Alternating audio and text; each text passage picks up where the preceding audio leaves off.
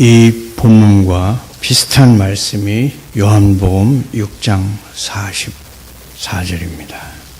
나를 보내신 아버지께서 이끌지 아니하시면 아무도 내게 올 수 없으니 오는 그를 내가 마지막 날에 다시 살리리라. 오직 하나님에게서 온 자만 아버지를 보았느니라. 하나님은 은밀하게 영원한 사랑, 곧 영원전부터 계획이 되었고 그 사랑과 그 결과가 영원까지 지속될 사랑으로 자기 백성을 이끄셨습니다. 하나님께서는 그가 이러한 사랑으로 사랑하는 자들을 그들의 심령에 성령의 감화를 주심으로써 하나님과의 언약 속으로 그리고 하나님과의 교제 속으로 이끄실 것입니다. 하나님은 인자함으로 그들을 이끄실 때 무엇보다도 강력한 사랑의 줄로 이끄실 것입니다. 본문에서 너를 사랑하기에는 너는 이스라엘 자기 백성을 의미합니다.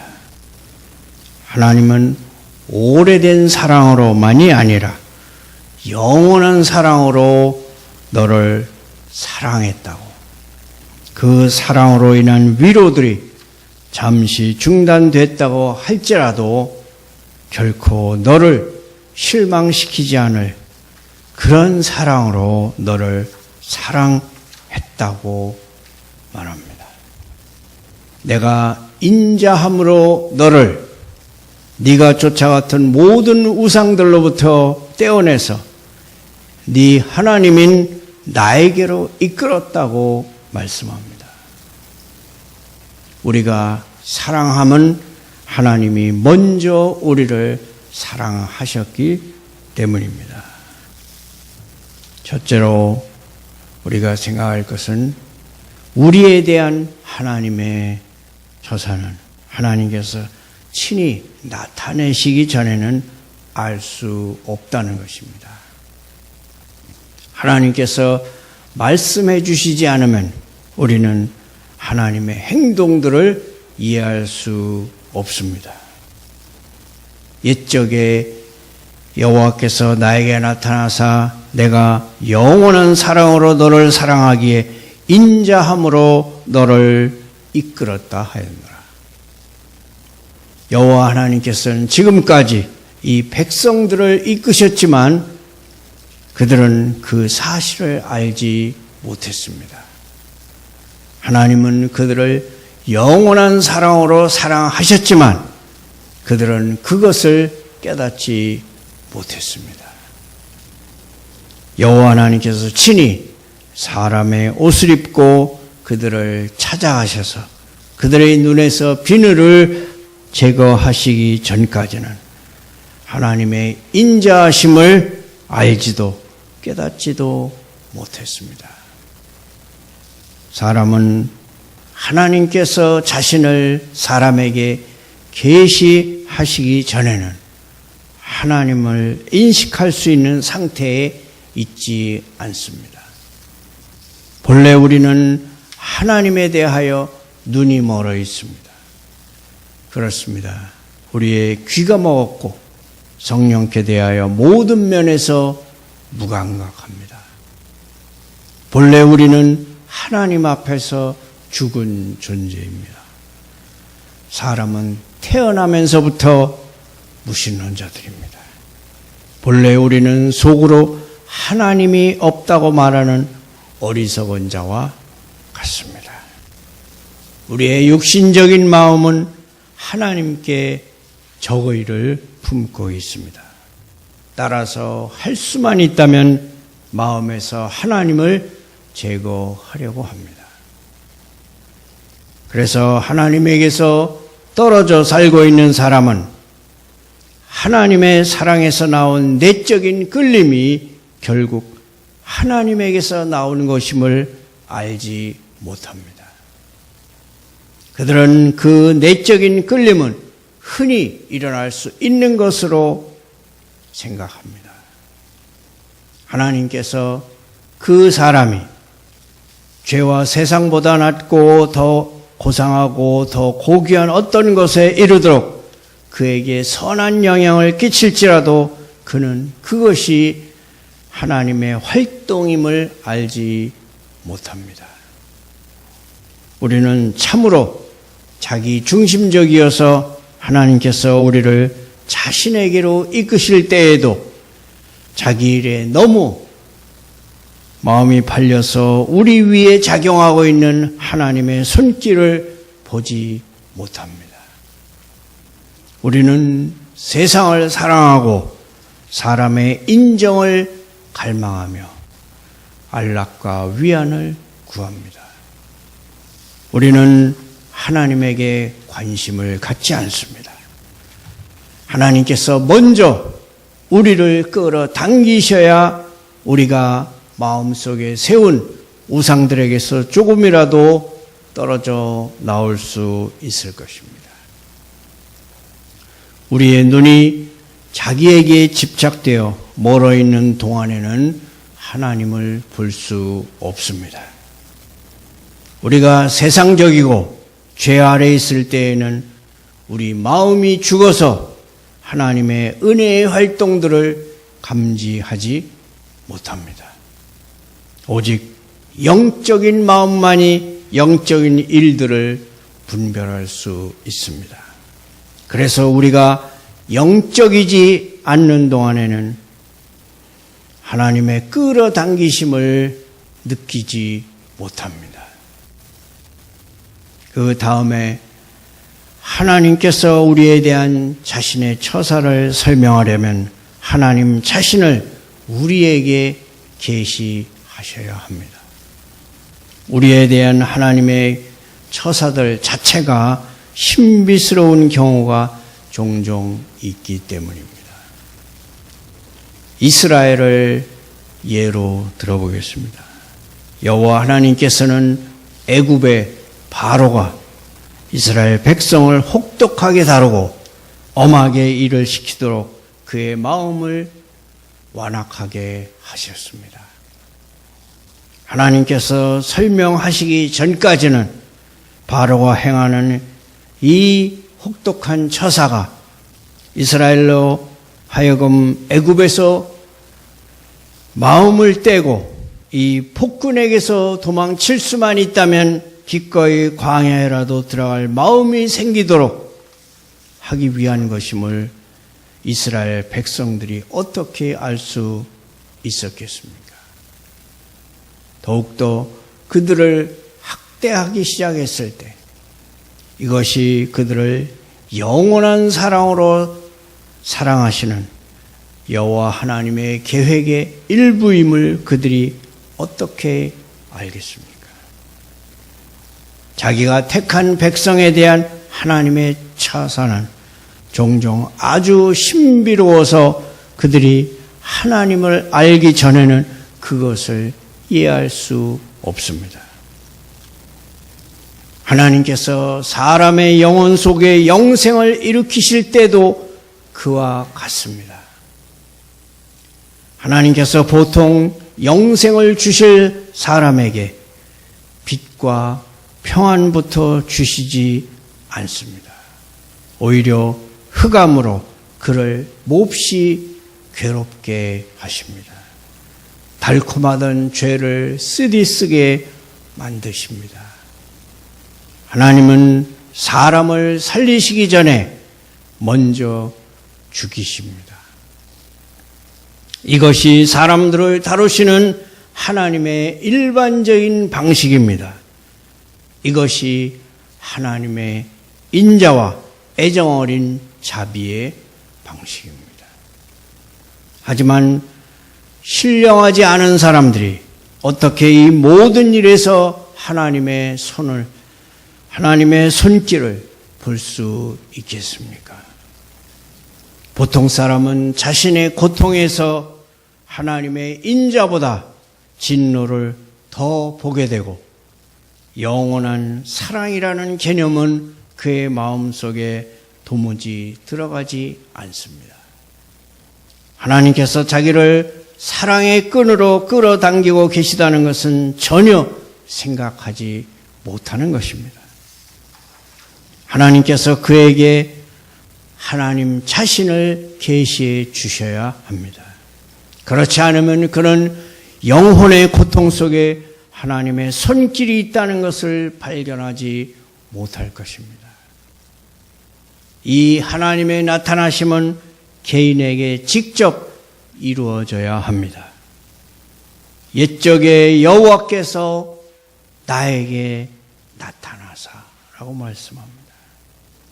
성경의 계시가 우리 마음에 와닿기 위해서는 성령의 직접적인 계시가 필요합니다. 성령님의 직접적인 계시의 결과는 회심입니다. 이 일은 언제나 성령께서 행하십니다.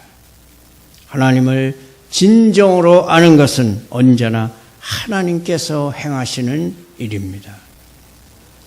그리스도께서 나를 보내신 아버지께서 이끌지 아니하시면 아무도 내게 올 수 없느니라고 말씀하셨습니다.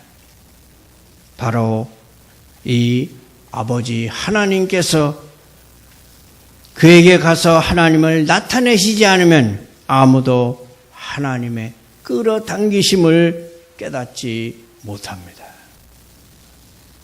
두 번째로 하나님이 나타나시면 그때서야 우리는 하나님께서 지금까지 우리를 다루어 오셨다는 것을 알게 됩니다.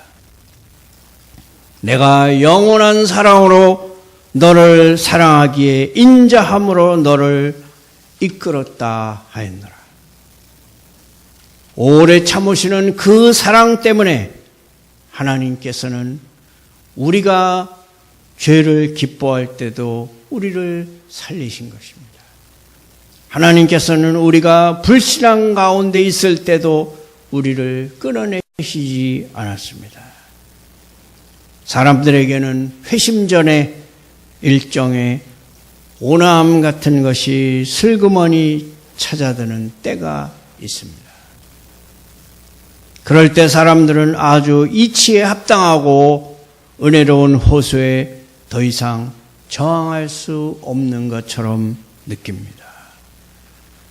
어머니의 기도가 떠오르거나 어쩌면 어머니가 임종시 했던 말이 다시 들리는 것 같을 수가 있습니다. 하나님의 음성이 들리는 듯합니다. 그 사람이 거룩한 영향력 아래에 있지만 그는 그것을 알지 못합니다. 그는 예수님 안에서 안식을 얻기 전에는 끊임없는 불안 가운데 지냅니다. 이 모든 일에 하나님의 끌어당기심이 있습니다. 하나님께서 우리에게 나타나신 후에야 우리는 그것이 그런 것이었다는 것을 깨닫게 됩니다. 아우구스티누스는 이렇게 말했습니다. 주님은 주님을 위해 우리를 지으셨습니다. 그렇기 때문에 주님께 돌아가 쉬기까지 우리는 참된 안식을 누릴 수 없나이다. 여러분은 마침내 성령께서 여러분을 끌어당기신 때를 기억하십니까? 그날 여러분은 자발적으로 주님의 포로가 되어 주님의 뒤를 따르고 사탄에게서 해방되어 주님께 종이 되며 전능하신 사랑에 사로잡힌 즐거운 죄수가 되었습니다. 하나님이 여러분을 은밀하게 끌어당기셨습니다. 여러분이 그동안은 그 점에 대해 별로 알지 못하였지만 이제는 압니다. 하나님께서 나를 구원하셨다면 그것은 하나님께서 나를 구원하기로 마음 먹으셨기 때문입니다. 내가 하나님을 택한 것이 아니라 하나님이 나를 택하신 것입니다. 하나님은 우연히 혹은 실수로 나를 구원하신 것이 아닙니다. 그 다음에 하나님께서 일단 나를 구원하기로 작정하셨다면 그 뜻이 어떤 한 순간에 시작되어야만 할 이유는 없습니다.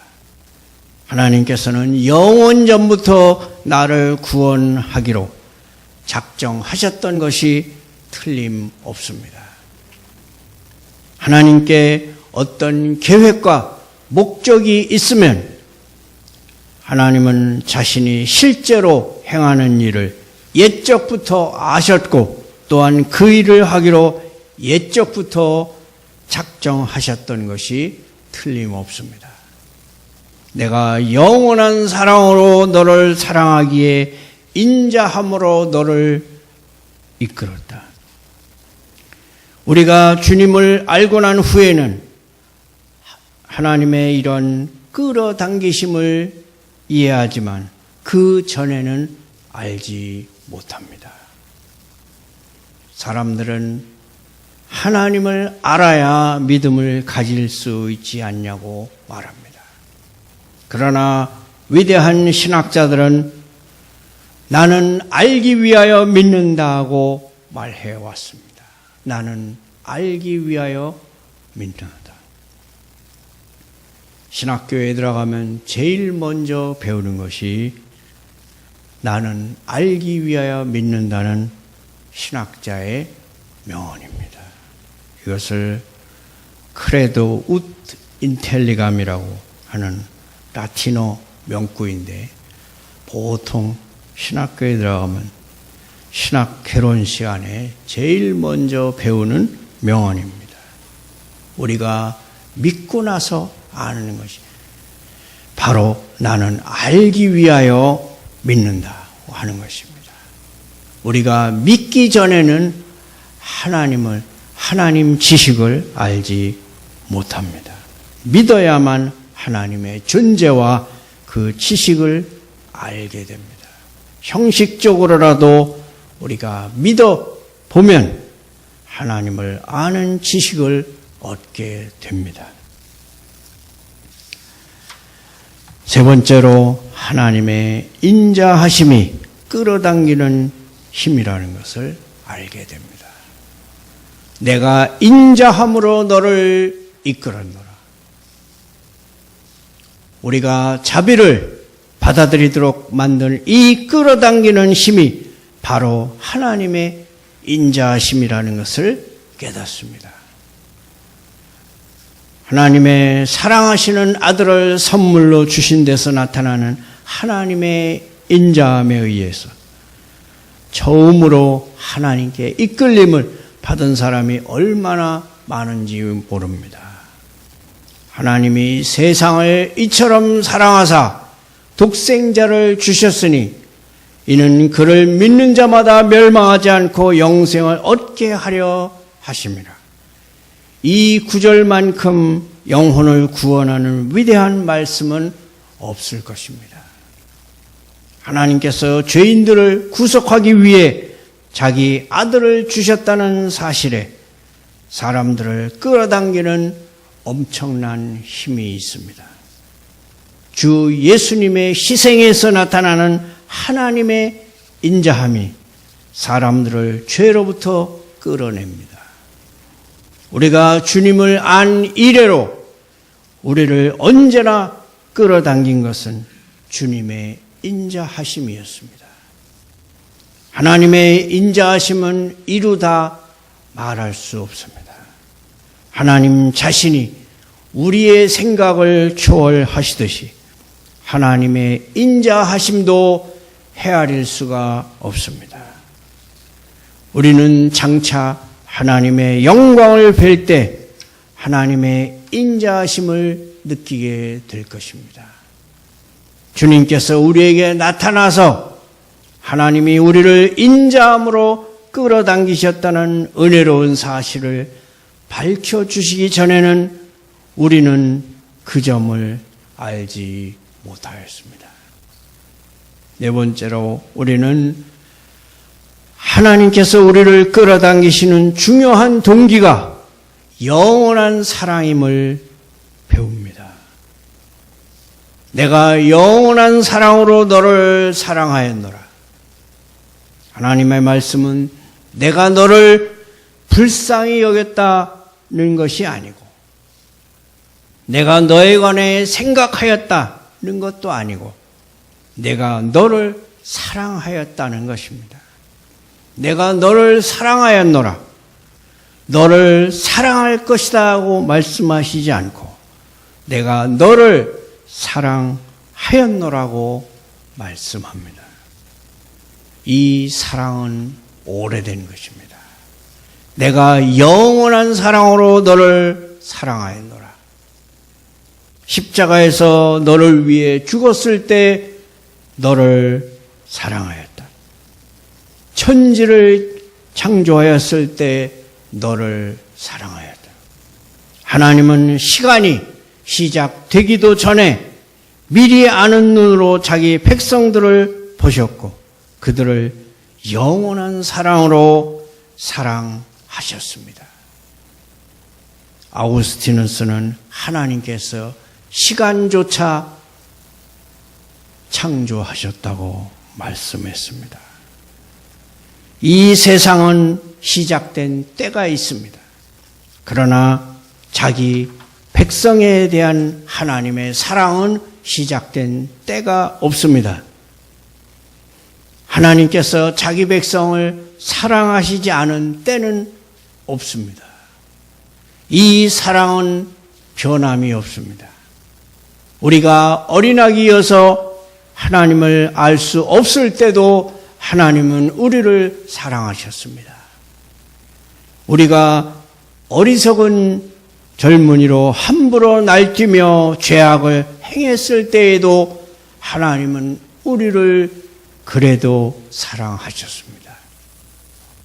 우리가 성인이 되어 완고해졌을 때에도 하나님은 우리를 끌어당기셨습니다. 하나님은 지금 우리를 징계하고 있을지라도 여느 때와 마찬가지로 오늘도 우리를 사랑하십니다. 하나님의 사랑은 항상 흐르며 넘치게 흐르는 강물입니다. 우리가 죽게 될 때 내가 영원한 사랑으로 너를 사랑하였노라는 이 말씀이 우리 임종의 자리에서 위로와 푹신한 베개가 될 것입니다. 우리는 내가 영원한 사랑으로 너를 사랑하였노라는 이것 말고 다른 천국은 없을 것입니다. 우리 모두 하나님께서 나를 영원한 사랑으로 사랑하신다는 이 확신을 철저히 받아들이시기를 축원합니다.